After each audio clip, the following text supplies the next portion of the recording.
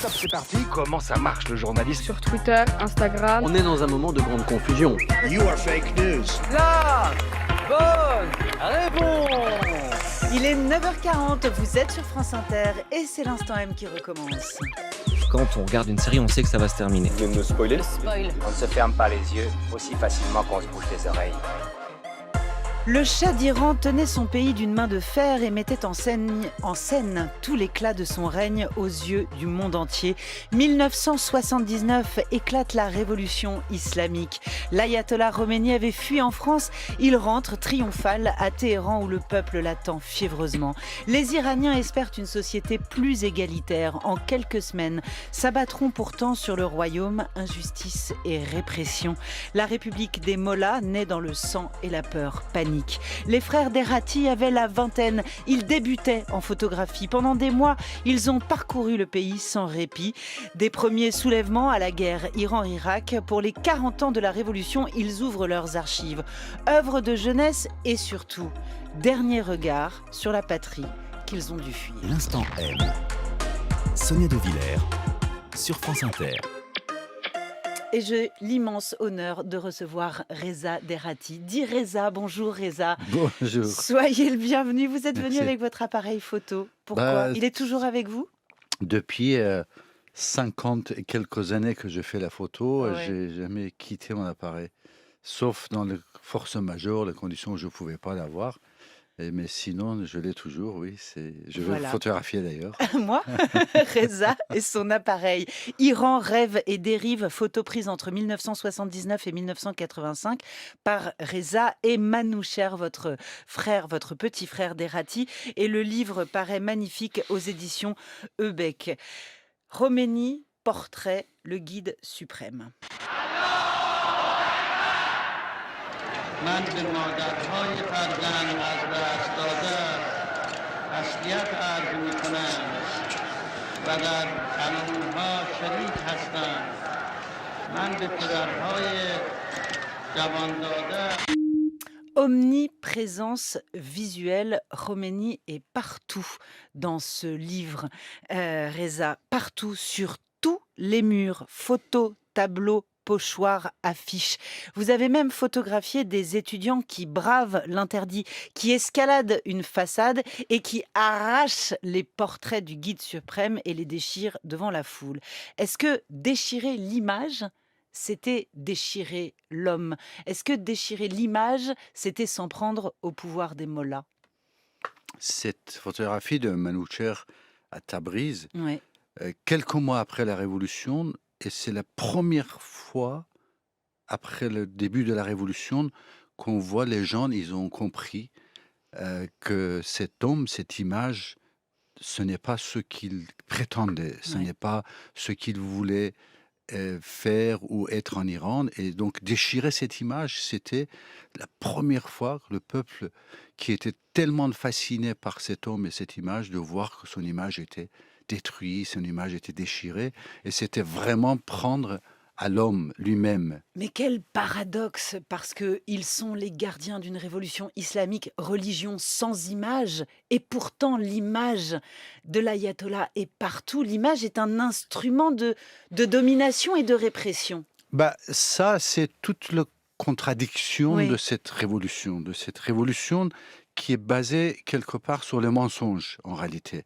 Parce que la voix de Khomeini qu'on a entendue Oui. au début, nous, on entendait les mêmes voix à partir de Neauphle-le-Château, qui était venu ici s'exiler avec l'invitation de président Giscard d'Estaing. Giscard d'Estaing, Neauphle-le-Château, c'est donc en banlieue parisienne. C'est le Parisienne. pavillon où l'ayatollah Khomeini s'était installé. Il enregistrait sa voix sur des cassettes audio et ensuite les cassettes étaient distribuées dans tout l'Iran.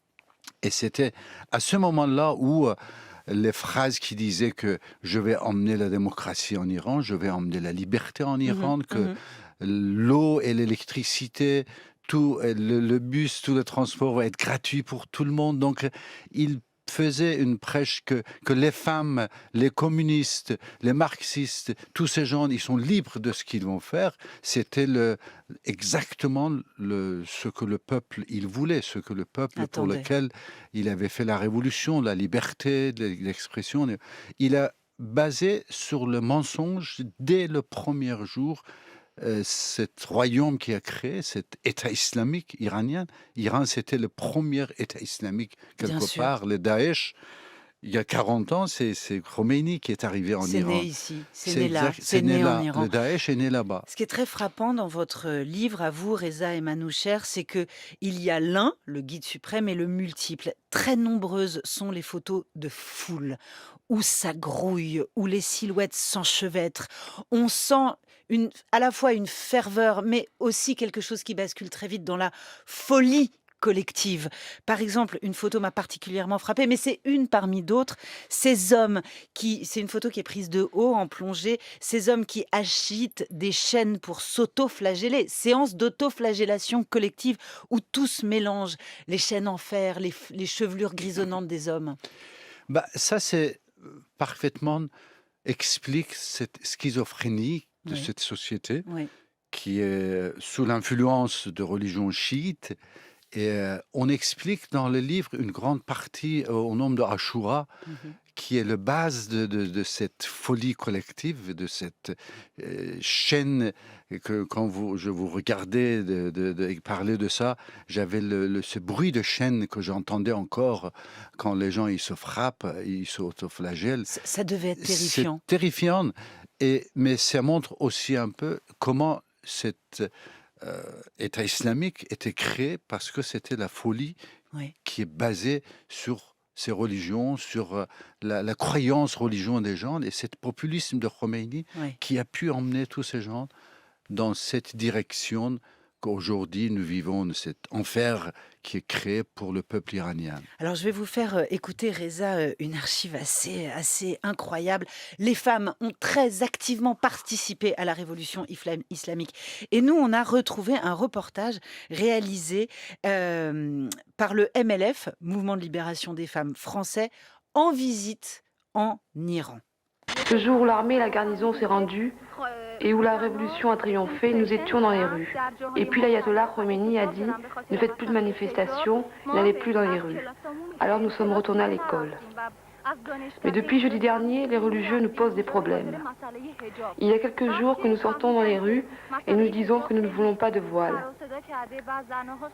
S'ils voulaient faire comme ça avec nous, ils devaient nous le dire avant la révolution. Ils devaient nous dire qu'il y a une inégalité entre l'homme et la femme. Alors, évidemment, Reza, le mensonge fait aux femmes également. Elles sont partout, ces photos de tchadors noirs. Alors, c'est même la signature visuelle de cette révolution. Parce que reconnaissez que c'est très photogénique, c'est très graphique pour vous, photographe. Cet océan de noir et ces quelques visages qui émergent au milieu. Très encadrés. Je crois que chaque révolution a eu aussi ses visages, et Oui. ces images symboliques, comme c'est le cas de tchadors noirs en Iran. Mais pour nous aussi, c'était comme une surprise, cette ruée que les femmes, elles ont eu. Il y a beaucoup de femmes qui portaient jamais de tchador, n'avaient Oui. jamais de voile. Mais comme exactement cette interview, on a entendu qui disait que il nous a menti, vous voyez, Oui. il disait Interview exactement la même chose. réalisée la journée internationale de la femme, le 8 mars 1979, et qui correspond exactement à l'une de vos photos où on voit des femmes cheveux nus, habillées de noir, mais cheveux nus, crier dans la rue « On nous a menti Et juste en face de la même photo, ». Oui, pardon, on voit des hommes complètement avec des visages pleins de haine absolument. qui sont devant. Oui. Et ça, c'est des choses qu'on n'avait pas vues. La haine entre les Iraniens, tout ça, c'est ce qui a emmené Khomeini. Tout ce que cet État islamique d'Iran, cette République islamique a emmené vers l'Iran. Cette haine entre les populations, cette, je dirais, haine contre les femmes. Aujourd'hui, le nombre des femmes, des filles emprisonnées en Iran et qui ont presque 20 ans de prison, 25 ans de prison, parce qu'ils ont enlevé leur voile dans le public, ou ils ont écrit sur leur post Instagram ou autres réseaux sociaux 2 phrases contre le régime. C'est incroyable de voir D'ailleurs, qu'il y a D'ailleurs, Reza, elles font la couverture de votre livre. Absolument. C'est-à-dire cette image absolument extraordinaire. On ne voit que du noir et des visages clairs de femmes qui émergent du noir. On dirait des petites bougies qui émergent de l'obscurité. Ce sont des prisonnières en réalité. C'est un peu le symbole de ce que toutes les femmes en Iran aujourd'hui, Oui, qui oui. sont prisonnières. Oui, c'est vrai. C'est très bouleversant parce que vous rendez hommage aux femmes et vous rendez hommage aux Turcs. Parce que les femmes avaient activement participé à la révolution et les Kurdes avaient eux aussi activement participé à la révolution. Je vous fais écouter ce qu'on disait ici à France Inter. Ça, c'est notre radio, s'appelait Paris Inter, 24 août 1979, début du massacre des Kurdes. L'ayatollah Khomeini n'a qu'une parole. On peut effectivement parler de guerre d'extermination menée par le gouvernement iranien contre le peuple kurde. Hier soir, l'armée iranienne et les gardiens de la révolution, la milice de Khomeini, ont lancé une offensive contre la ville de Saqqez. Notre envoyé spécial en Iran, Yves Loiseau, est sur place, du côté des troupes kurdes. Je vous propose d'écouter son témoignage qui illustre bien la violence des combats qui se sont déroulés cette nuit. Toute la nuit, les combats ont continué très durement et ils continuent encore en ce moment même, un peu moins durement entre les gardes de la Révolution et les Peshmerga dans la ville de Sekers où je me trouve encore. Ce sont des zones, Reza, où il a été très difficile d'accéder. Vous y avez parfois été le seul journaliste à pouvoir pénétrer certains villages. Vous avez assisté à des scènes absolument cauchemardesques. Surtout, vous avez été pour les gens un regard très important. Ils vous ont supplié parfois de témoigner. Quand vous vous trouvez devant une population qui subit une injustice, Oui. qui est bombardée ou attaquée par des côtés ou massacrée, votre présence, quelque part, ça devient le seul flamme vers l'extérieur, pour le seul endroit où les gens ils peuvent venir et dire « Regardez ce qui se passe, regardez ce que nous vivons ».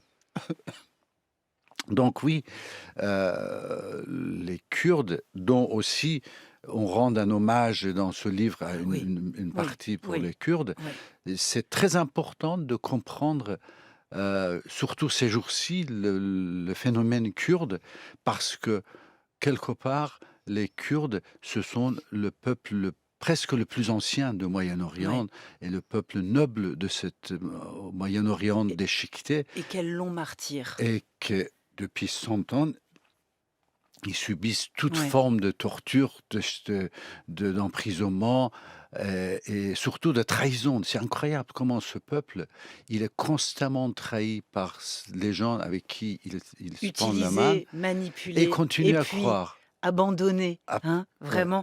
Vous étiez un très jeune photographe, Reza. Vous n'aviez jamais travaillé pour la presse auparavant.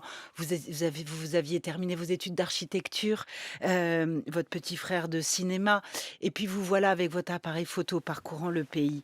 L'horreur à laquelle vous avez assisté avec les Kurdes, avec les femmes, avec ces pendaisons dans la rue que vous avez photographiées, est-ce que ça a été un vaccin pour toute la suite de votre carrière? Est-ce que ça a été un apprentissage fondamental de où je me mets, moi, photographe, face à cette horreur? Comment je me protège ou au contraire, comment je l'embrasse? Parce que c'est une expérience fondatrice pour vous. Oui, c'est une expérience constante, je dirais, quelque part. C'est une expérience qui ne finit pas.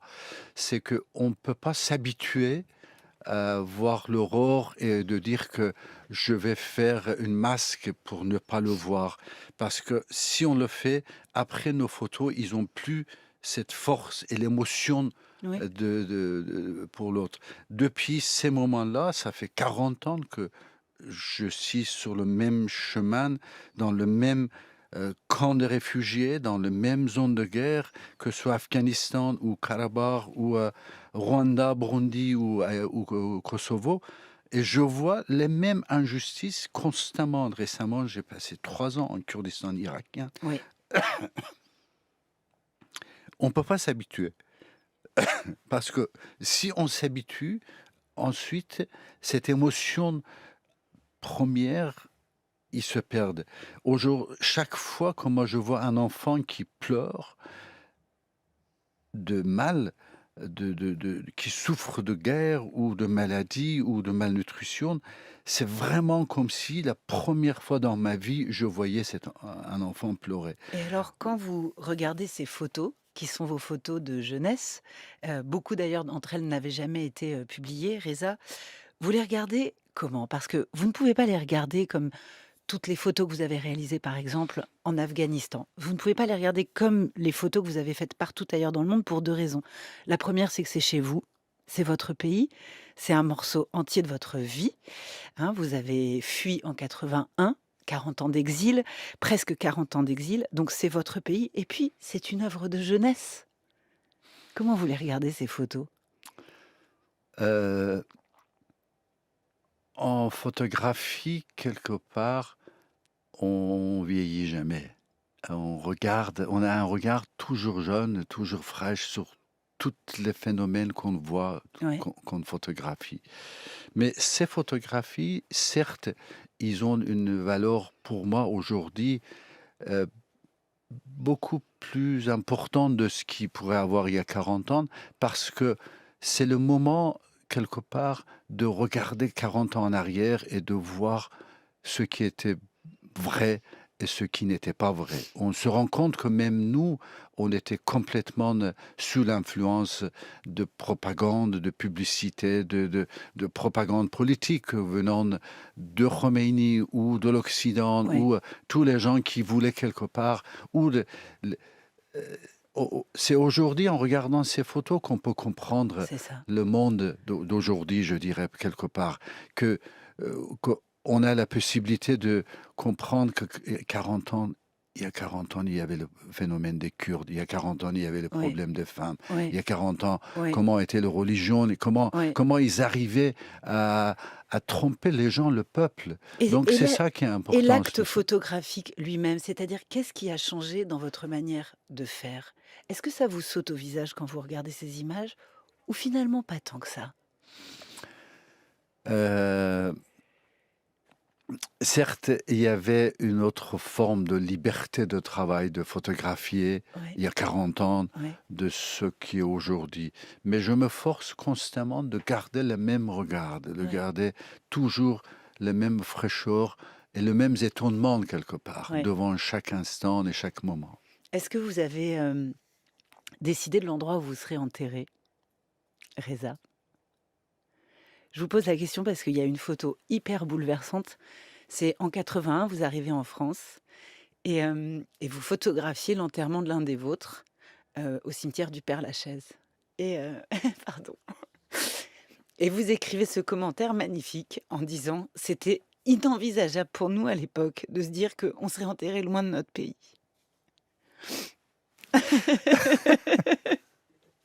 On est jolis tous les deux. Le mieux, c'est de dire aux auditeurs d'acheter ce livre. Parce que ce livre, il y a donc vos photos et celles de votre petit frère Manoucher. Donc, votre petit frère, lui, il est parti en 1985. Donc, c'est lui qui termine le livre. Vous, vous étiez déjà en France. Et puis, il y a tous vos souvenirs qui accompagnent chacune des images. À chaque page, il y a votre voix et celle de votre frère. Merci beaucoup, Reza. J'en prie. Et j'ajoute que il y a quelqu'un de très important aussi dans le livre, c'est Rachel qui a fait le texte. Ouais. Et c'est grâce à elle que ce livre, quelque part, A pu voir le jour. existe. Ouais. Ouais. Je suis très heureuse de vous avoir rencontré. Merci beaucoup, Reza.